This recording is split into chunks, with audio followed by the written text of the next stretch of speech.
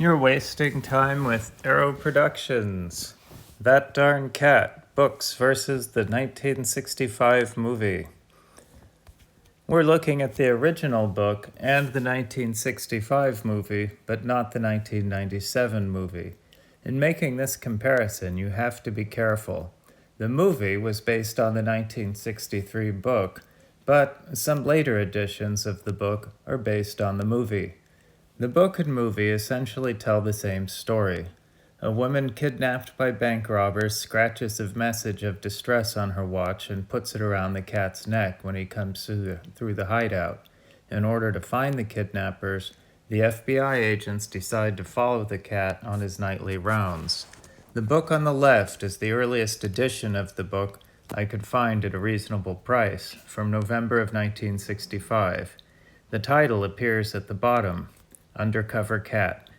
The book on the right is a first edition of the 1966 sequel, Undercover Cat Prowls Again. It is interesting that the book series went back to the original title convention, even though the movie is mentioned at the top.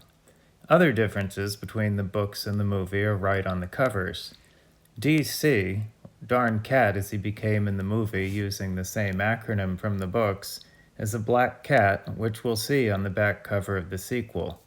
DC in the books weighs 25 pounds, or 11.4 kilos, which would have made him too big for the watch. In the movies, he weighs 17 pounds, or 7.7 kilos. As it was, the watch was a tight fit for some of the cats who played DC in the movie. For now, we can see artwork that appears to have been drawn after the movie deal was made, but before shooting began. The only color without pronounced brush strokes is in the cat's eyes, which might have been hastily added to match the movie. They knew that the movie cat wouldn't be black, but this clearly isn't the Siamese they had settled on. The men chasing the cat don't look like anyone from the movie.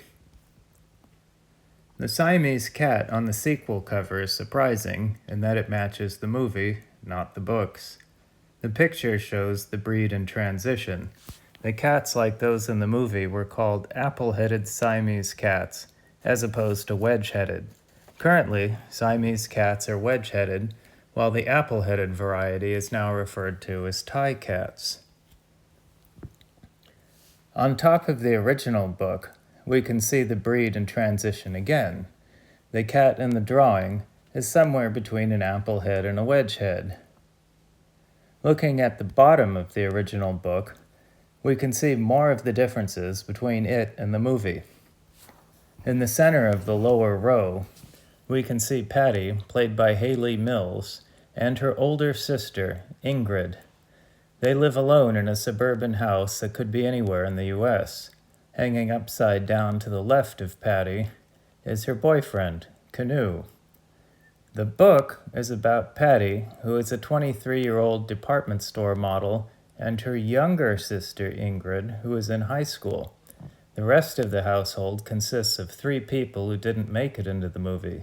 There is Mike, their younger brother, who has a few small parts in the story, and their parents, who are vacationing in Europe. The family lives in Los Angeles. Patty's love interest in the book is the Roddy McDowall character, who in the movie is simply a wacky neighbor. As the book goes on, Patty's interest shifts to the FBI agent who was played by Dean Jones. They are also together in the sequel. 2 notable characters invented for the movie are Canoe and the jeweler, played by Ed Wynn. In the book, the FBI had already figured out where the watch was purchased, which eliminated the possibility of the phone call scene with Wynn and Mills. Finally, here's a close-up of Pancho, the inspiration for That Darn Cat. He was a rescue that the authors owned.